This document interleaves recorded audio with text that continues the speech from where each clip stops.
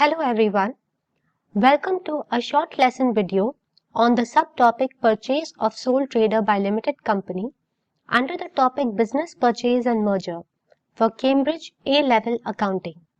Before we proceed, please note, abbreviations are used in this presentation only due to space constraints.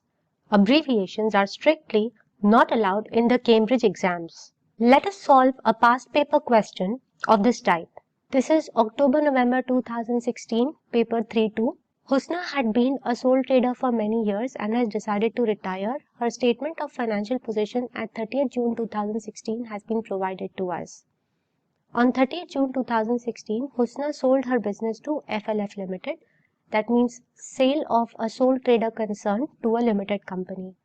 The statement of financial position of FLF Limited at 30th June 2016 before the sale was as follows.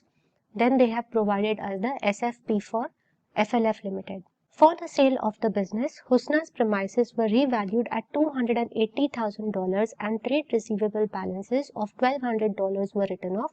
FLF Limited took over all the assets and liabilities of Husna's business except the bank account. This is important to know. The total purchase consideration was $440,000. This was made up as follows. So then they have given us a breakup of the purchase consideration. At the same time as the business purchase, the directors of FLF Limited also decided to have their own premises revalued.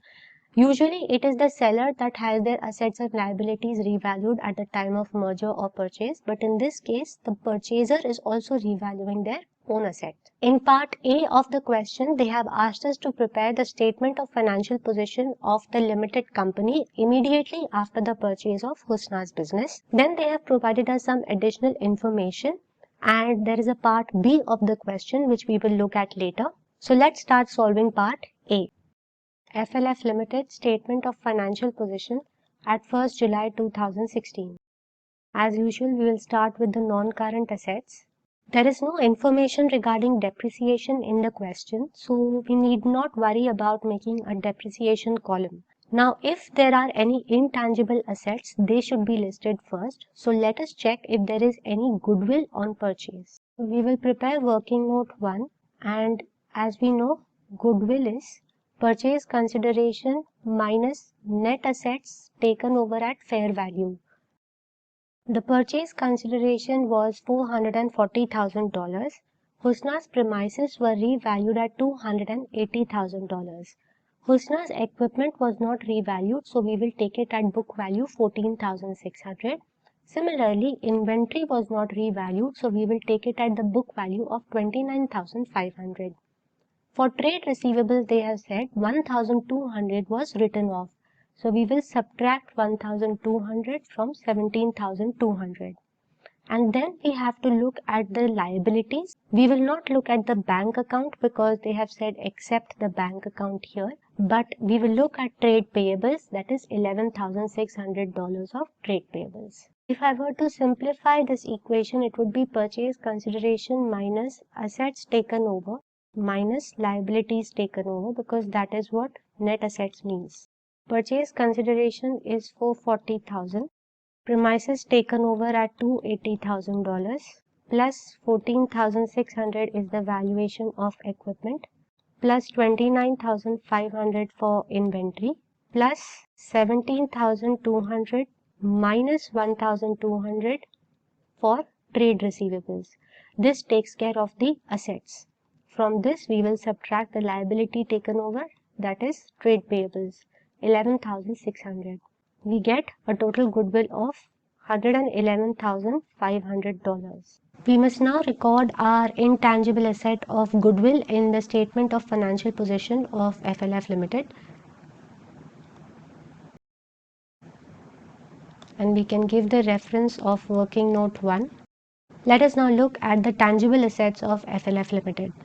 The company's premises were revalued at $1 million and it purchased Husna's premises which were revalued at $280,000. It had equipment of $190,900 and it purchased Husna's equipment of $14,600. It also had vehicles of $81,500. So let's record all these tangible assets in our statement of financial position.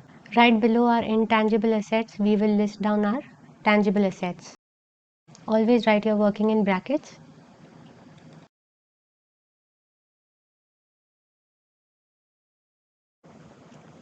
We can now total all the non-current assets, $1,678,500. Let us go to our current assets section. FLF Limited had inventory of $103,600 and then purchased inventory worth $29,500 from Husna. It originally had $99,400 of trade and other receivables and then purchased trade receivables of $16,000 from Husna. Let's record these items in our statement of financial position. Current assets will always be listed in reverse order of liquidity. So inventory comes first, trade receivable and other receivables. Let us total the current assets, $248,500. After that, we will total the non-current assets and the current assets, and that will give us a total value of $1,927,000. This is your total assets value in the SFP. Let us double underline this. Now we must record the equity and liabilities section of the SFP. We start with equity. We know the total purchase consideration was $440,000 and it consisted of cash of $70,000, 8% debentures, the value was $120,000, and $1 ordinary shares issued at a premium and 100,000 shares were issued. $1 here means the nominal value or the face value of the shares was $1 and these shares were issued at a premium. We don't know the value of the premium and we need to know it to prepare the statement of financial position. So let's find out the premium on shares which were given as purchase consideration. So the total purchase consideration was $440,000, out of which cash was $70,000. The value of debentures was $120,000. That means the value of shares issued as purchase consideration was $250,000. Now this can be divided further into face value and share premium. So there were 100,000 shares issued at a face value of $1. That means the total face value was $100,000 and the remaining $150,000 was the share premium. Let us record this in our statement of financial position. FLF Limited had already issued 800,000 ordinary shares and now due to the purchase it has issued further 100,000 shares and each share has a face value of $1. So we will record these 900,000 shares in the statement of financial position of FLF Limited. You must always state the number of shares and the face value in the statement of financial position. 900,000 ordinary shares of $1 each, and in the brackets you can write down 800,000 shares plus 100,000 shares. Now you might wonder that we have shown Husna's non-current assets as well as current assets in the statement of financial position along with FLF's non-current assets and current assets. So why haven't we shown Husna's capital in the statement of financial position? Well, the reason is that it is only FLF's equity and liabilities that is financing all these assets. Husna's capital is no longer in the picture and Husna has already given her assets and liabilities to FLF. So she is out of the picture. So we will only look at the share capital and reserves of FLF Limited. I have run out of space in this slide, so I will continue the statement of financial position in the next slide. We must record the reserves next. So let's write down share premium, which we have already computed in working note 2.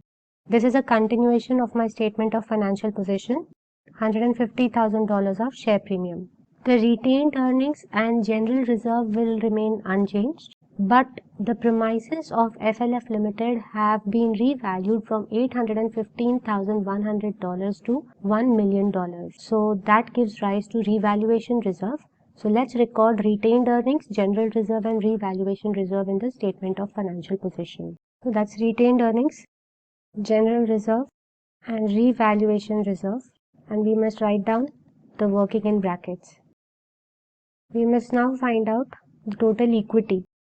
The total equity will be these reserves plus our share capital, 1,637,400. As part of the purchase consideration, FLF Limited has also issued 8% debentures which will be redeemed in the year 2025, and they are worth $120,000. That is our non-current liabilities which will be recorded next in our statement of financial position. So non-current liabilities, 8% debentures, in brackets we write down the year of redemption, $120,000. In the current liabilities section, FLF Limited had trade and other payables of 95,100, and then it took over trade payables of Husna of 11,600. So we will add these two figures in the current liabilities. Also, FLF Limited had cash and cash equivalents of 7,100, but as part of purchase consideration it paid $70,000. That means FLF Limited paid more money than it had in its bank, and it leads to a bank overdraft. Recording the current liabilities now. Trade and other payables, cash and cash equivalents, $70,000 were paid, but he had only 7,100. So a bank overdraft of 62,900. That brings our current liabilities to $169,600. Our total equity and liabilities will be total equity plus non-current liabilities plus current liabilities. Total equity and liabilities comes to 1,927,000. And that is our statement of financial position. With that, we have completed part A of the question. Next, they have provided us with some additional information. FLF Limited's dividend yield is 3%. And a bank deposit account pays interest of 4%. Then they have told us that Husna's young nephew is not happy with her decision to sell the business to FLF Limited. He wanted to be appointed manager and run the business on her behalf at an annual salary of 20,000. We are required to assess whether Husna made the right decision in selling the business. We will have to compare the two options. So on one side we will write down annual profit with the manager, and on the other side we will write down annual income after sale of business. Husna was earning a profit of $41,600 when she was running the business. So if she had appointed her nephew as the manager, she would have earned $41,600, that is her old profit, minus $20,000 of salary for the manager, that is $21,600.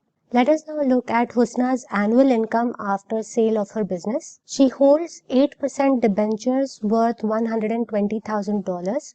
So she will earn debenture interest of $9,600. She also owns shares of FLF Limited. So we need to find out the dividend on these shares. Let us prepare a working note for the same. FLF Limited's dividend yield is 3%. We know that dividend on shares upon market value of shares into 100 is equal to dividend yield. We don't know the dividend, so let us keep it D.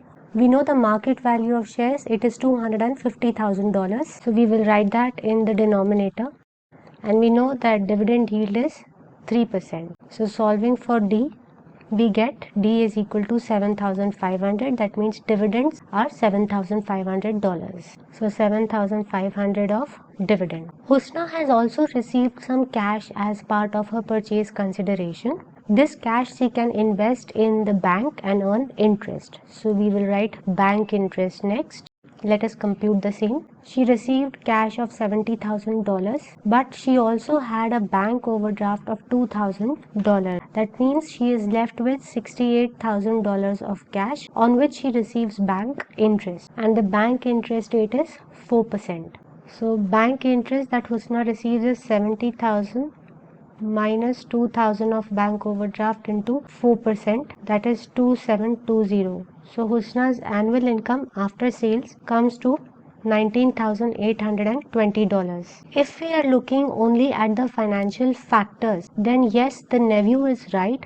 Husna is earning more when she gives the business to her nephew to run instead of selling the business to FLF Limited. But there are certain non-financial factors to be taken into consideration too. Let us have a look at them. So what are the non-financial factors that are in favor of her decision to sell? The nephew is young and he might lack experience to do a good job. Husna's profit might fall in her absence if she is not actively participating in the running of her business. Her business might not do as well.